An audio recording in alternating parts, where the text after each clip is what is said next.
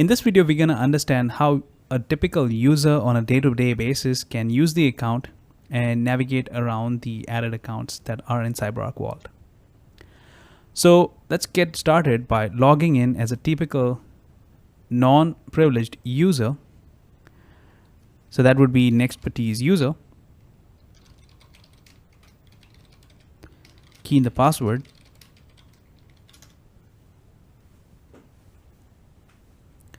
Immediately it lands in my accounts view dashboard, and I can see my test admin account that is loaded up for the PBWA box, which is the Windows Server local account. So a normal user would be able to see all of these accounts. If you don't see them, you need to add them in the safe authorization of the appropriate safes. And if you haven't checked out the previous section on safe authorizations, so feel free to watch them first and get an understanding of the different authorizations that are available. All right. So if I click on the account, it shows me the different properties. So the dependencies, overview status, which platform it is associated to, the safe in which it is stored. These details are again available in the details panel. So I can see which server name I should be using when I'm trying to log into this box, the username, and the password I would get from CyberArk. If I click on show, I'll provide a reason. Let's say change the script on the server. So this guy is a non-privileged user, the Nexpertise_user.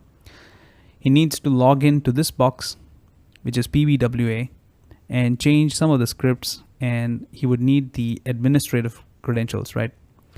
So I would add this as a test admin and provide this user to the non-privileged user.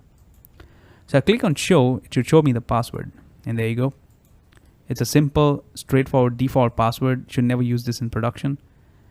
So now that the user has the password, this timer will close this pop-up window. So that's how a typical user can grab hold of the account password and log into the RDP or any other client that the users are using. Now here's the biggest risk. Now the users can see the passwords. They already copied it. So what's the use of having CyberArk set up that way? In a typical environment, you would not want your users to see the password. So we're going to discuss that in the later videos. So this is one of the functionality that's available. All right. So in the live environment, this button should be grayed out, and the users should only be able to directly connect to the end systems without having to see the password. Now this button is grayed out because we haven't really integrated PSM as yet, which we're going to do in a couple of more videos from now. And we're going to see how transparently users can connect without seeing the passwords or storing them on their notepad files or any other password managers. Right?